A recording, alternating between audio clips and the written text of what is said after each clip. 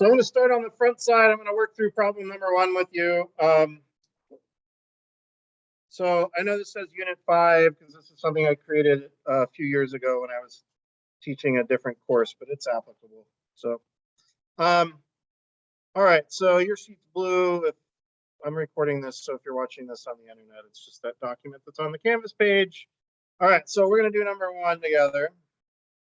And I need to write. Well, we need to do all the things that are listed up there. So on your paper, let's go ahead and write down number 1. And I'm going to make a little table here because the first thing they ask us to do is find roots and multiplicity. Now, our textbook uses the term zeros. Some books use the term roots. There is a kind of a marginal difference between those two terms, but for our purposes, they basically mean the same thing. So if you ever hear me say roots, I'm referring to zeros. Roots and zeros, when it comes to a polynomial, are basically the same thing. They're things that you can substitute in for x to make the whole thing equal to 0. They come from our x-intercepts the same as zeros do. So let's go through here. It looks like I have a 0 at -2. And to your eye, does that look like multiplicity 1, 2, 3? That looks like 1. Because it's crossing over, and it's smoothly crossing over, not crossing over with a wiggle. I've got another root here at -1. That's looking like a multiplicity of 1 again, because it's crossing over. I got a root at 0, crossing a wiggle, so I'll go multiplicity 1 again. And there's one more root way out here at 3. And that one's a bounce. And I'll tell you, we won't have any multiplicities bigger than 3 on this page. So it could be 2, it could be 4, it could be 6. It's some even number, but I'm telling you it's not bigger than 3, so we're going to go with 2.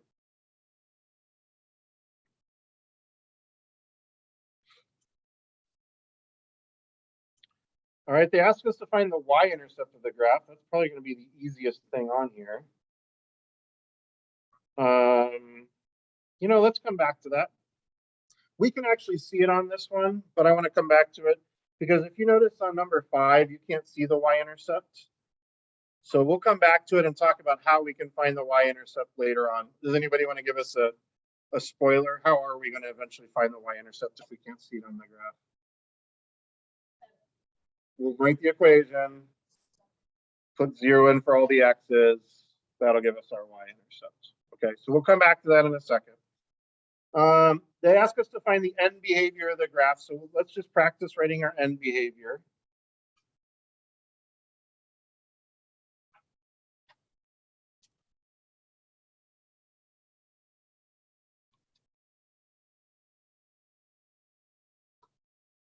Remember, your end behavior format is always going to look the same. The only thing that will change is what's after the f of x equals part.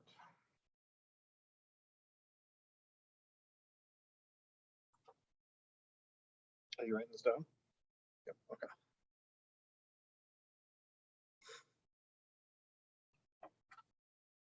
So the one where x is heading to -infinity, that would be the left-hand side. And on this graph, it appears to be going up. On the left-hand side, it's going up towards positive infinity. And the one where x is heading towards positive infinity, that would be the right-hand side. And on this graph, it appears to be going down to negative infinity.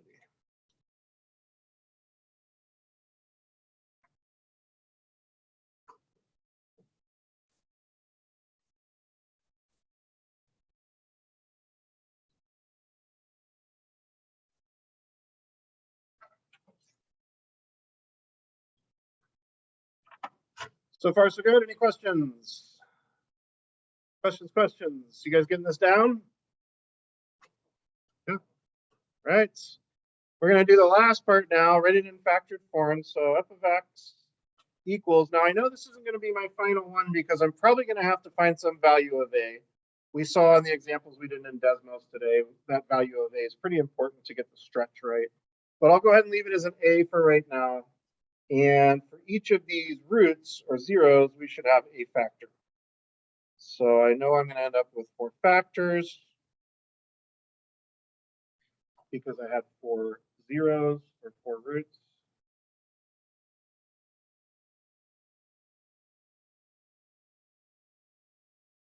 Because inside of those factors is based off of the roots. -2 is going to give me x plus 2. -1 is going to give me x plus 1. 0 is just going to give me x. If you want to write that as x plus 0, I suppose that's okay. +3 is going to give me x minus 3. And your multiplicity will give you the powers on each of those factors. So they're all going to be a power of 1 except for the last one, which should be a power of 2.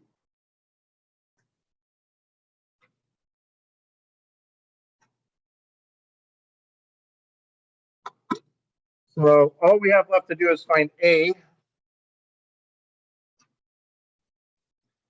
And in order to do that, we need a point. And it needs to be a point that we have not used. If you're interested, you can try plugging in one of the x-intercepts for x and y and see what happens, but you're not going to get something useful. If you do that, you're going to find you're going to get 0 equals 0, and you can't solve for A. So we need another point that we have not used yet. And fortunately, oh, look, whoever made this worksheet must have anticipated this because they gave you a point. 1, -9. You see it there? 1, -9 is on the graph. It says it right up above it. We have not used that point, so we're going to use 1, -9. We'll put 1 in for all the x's, -9 in for the y. Do a little bit of quick algebra and figure out what our final equation is.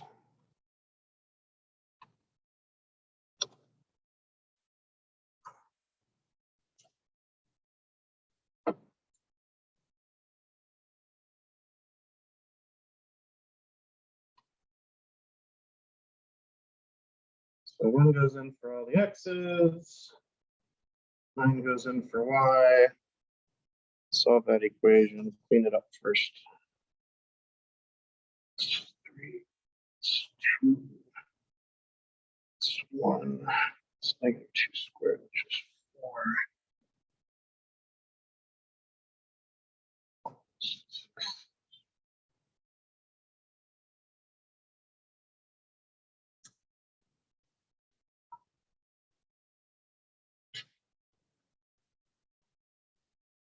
That is an ugly fraction.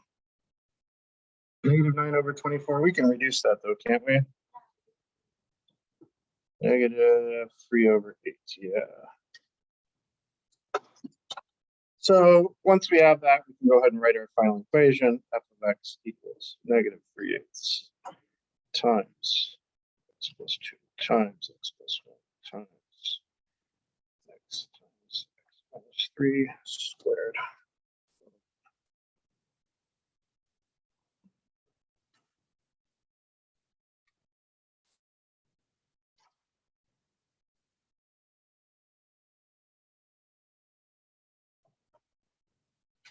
The only thing we have not done up to this point is find the y-intercept, and we're going to go over that right now.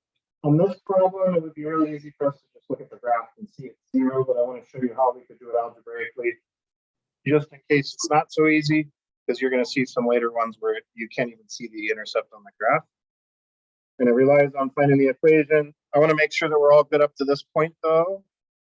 So pausing for a second for people to look back over the work we've done so far. What questions do you have?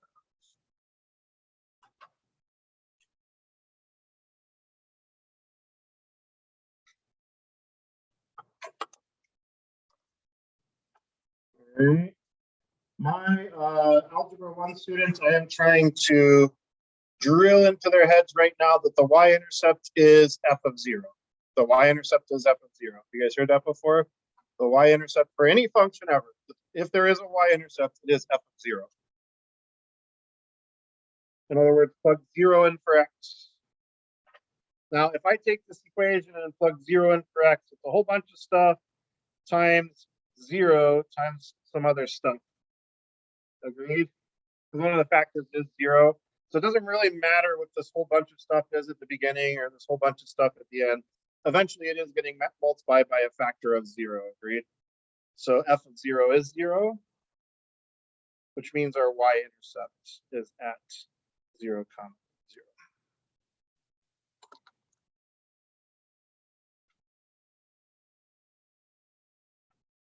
Here's number 1. Isn't that fun? You get to do 4 more of those. I said 1 through 5, right? Oh, I'm sorry, 1 through 5. 1 through 5. We're going to do 1 through 5. You can do 1 through 6 if you want. All right, let's flip over on the back because it's even funner.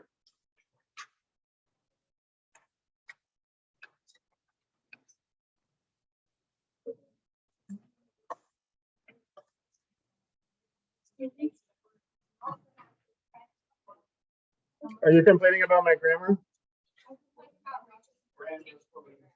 Oh, funner. It's not correct grammar. I apologize. I apologize to my English teaching colleagues. It is more fun. Hey, so check this out. How nice am I being to you here? I'm not giving you the graph, but I'm giving you the equation in both forms though, right? Pretty awesome, I think. So check it out. This is actually going to be quite a bit easier than what we just did. So we're going to make our roots, instead of roots, let's do zeros this time. Zeros and multiplicity. We'll do a little table like we did just a second ago, but that should be pretty quick because we've got the factors right there in front of us.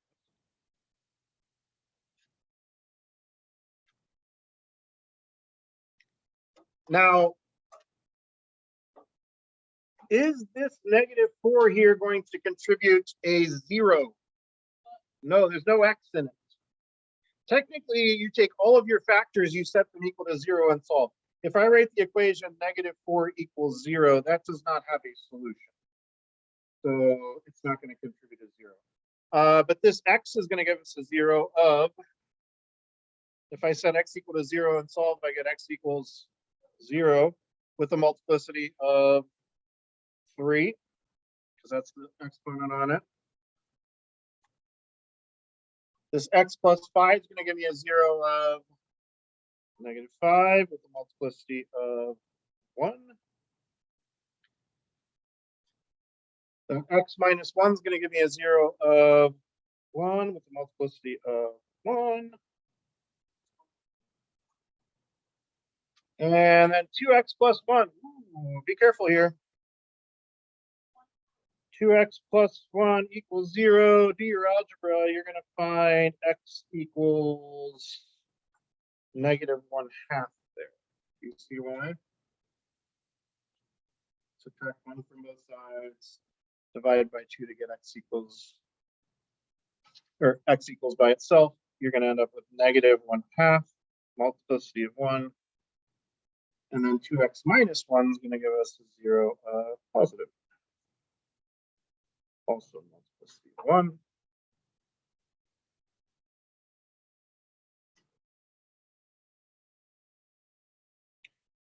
All right, this next part is more tedious and difficult. X-intercepts and behavior.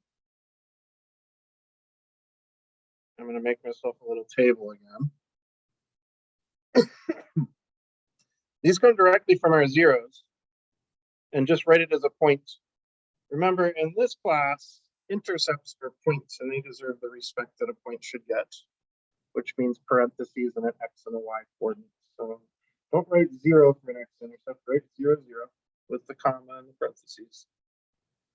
And the behavior, are we going to cross or touch? Cross or bounce?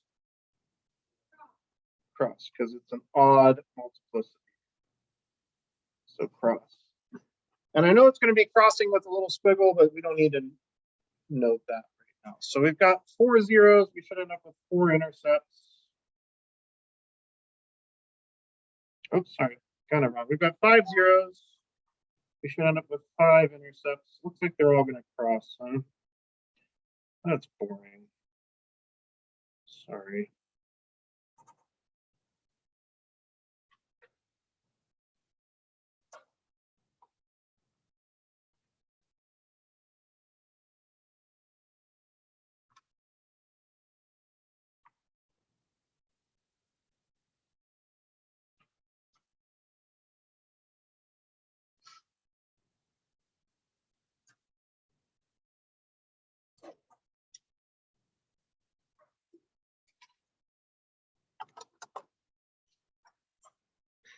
All right, so part B is basically just a rehash of part A.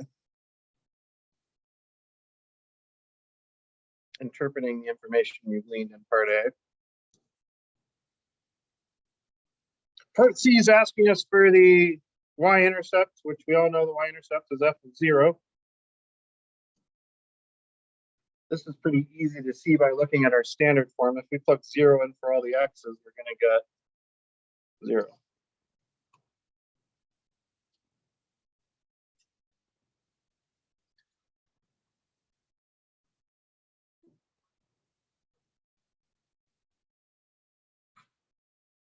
And then part D is our end behavior.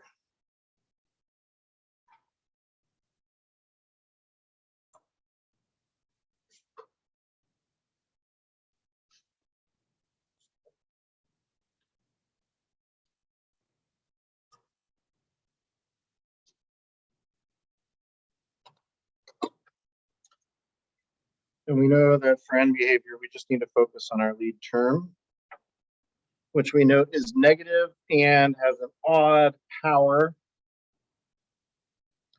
So odd power, but negative. So that should be up on the left and down on the right, if I'm not mistaken.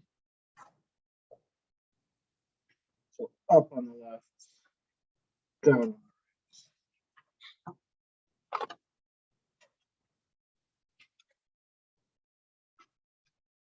All right, doesn't it seem like it's going to be awesome? Relatively short at any rate. You guys ready for some cool Desmos stuff now? So you're welcome to ignore me on the cool Desmos stuff. Questions first. We're gonna do 5 and 5. 5 and 5. I think that's what it said on Canvas. Oh. All right, your choice. 5 or 6. You will not get counted down. If I said 5 now, I think 5 is probably enough. 5 and 5. We'll call that even. All right. If you are interested in doing some Desmos stuff, I need you to get out of the activity, okay? Because if you're in the activity doing this stuff, it's going to be blasting a whole bunch of data out, and it's going to bog down the network. And some of you might think that that's funny, but let's not do that, okay? Let's not do that. So just close that tab you were in Desmos and they'll ask you, are you sure? Just say sure.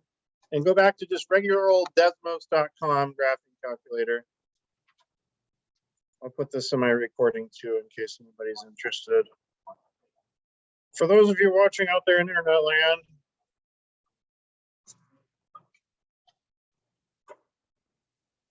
all right, you guys ready for this? It's gonna be awesome.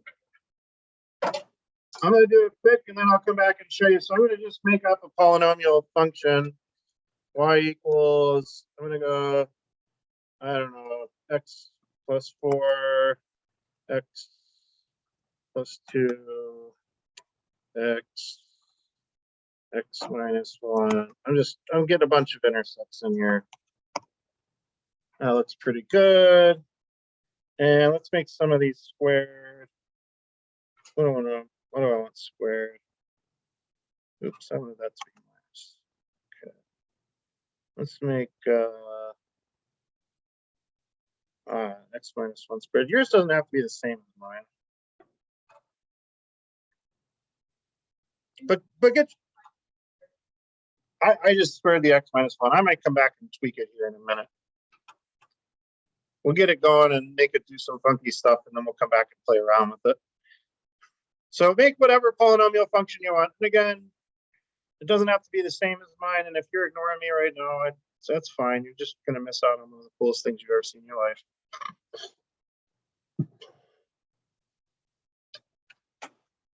All right. All right. And I'm going to put an A out in front. Now, I'm not 100% sure if this is going to work. So, and that made everything disappear because I don't have a value for A in here right now. But no biggie, okay? Now, okay, you ready for this? This is the weird thing. I'm not going to add a slider for A, and I'm not going to type in A equals. I'm going to type in B equals, I'm just gonna go 0. No. Yeah, okay, b equals 0. Oh, that's what I wanted. Good. Now you see how b, when I did that, it created a slider for b. When I click off of it, now there's a slider for b and I can adjust it. I'm gonna leave it alone for right now. And then underneath that, this is where the magic's gonna happen. Okay, and I gotta think about this. All right, I'm gonna go a equals square bracket. I'm gonna go b minus 5 dot dot dot. Oh wait, sorry. B minus 5 comma dot dot dot comma b plus 5.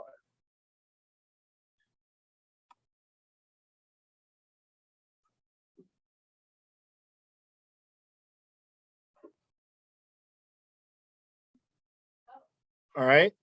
Now that did that thing where it made all the different copies, and my numbers are too big. I'm gonna bring some of these in. Actually, I'm gonna throw a coefficient out in front of my a. I'm gonna put like a 0.1 in there. Oh, that's looking better. Look at that.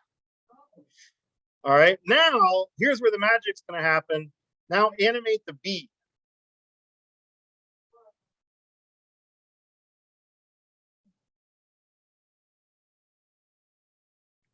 So now it's drawing a bunch of them with different values for a. And the first value for a is whatever b is minus 5. And the last value for a is whatever b is plus 5. So it's drawing 11 different graphs, except b is changing. So, ooh, that's pretty cool, huh? All right, now here's some more fun. I'm going to take one of my intercepts. I'm going to take this one that's just an x, and I'm going to call it x plus c. I'm going to add a slider for c.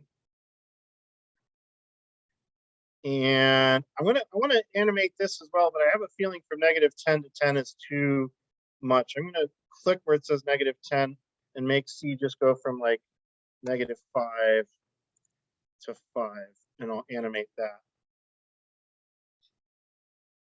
So now I've got, so that's controlling one of my intercepts, right? So now that one intercept is kind of sliding around as the rest of it is animated.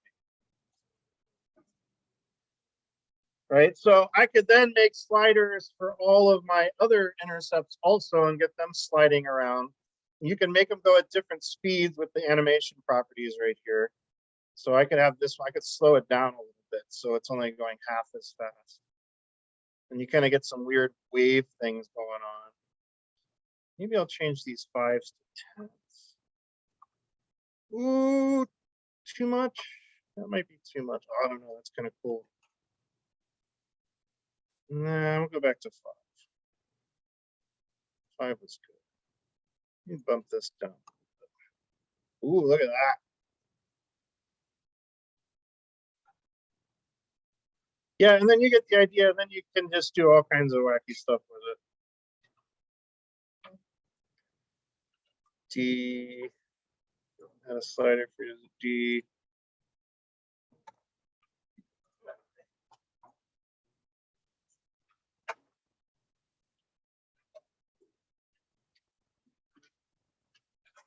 So I call this math and art. Marth, you get it? Math plus art equals Marth. I used to have a Marth club in my previous school. If anybody's interested, I would love to get that started again. I taught students some basic programming skills to make stuff like this, like animated and still stuff. Just like, so I kind of tried to get people who are interested in some technology, but also like had some creative talent involved in it. And it's a really cool way for somebody who, like, if you're interested in graphic design or something like that, learn a little bit of coding, but also use your creative side to make cool stuff. Those pictures that are on the back wall or stuff that I've made with programming. I got a YouTube channel. I'll just, feel free to like and subscribe. No, I don't make any money off of it. Here, I'll show you some neat stuff that we've made.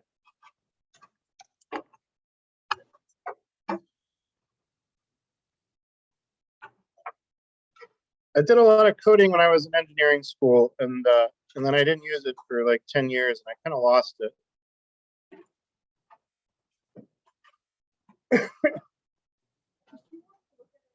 Yeah, I do need to check your homework. Oh man, I blew it. It's too late now. I'll check it next time.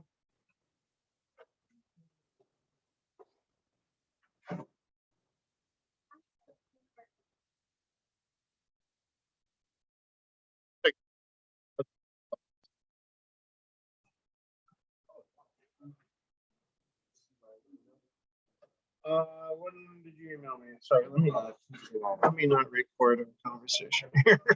Okay.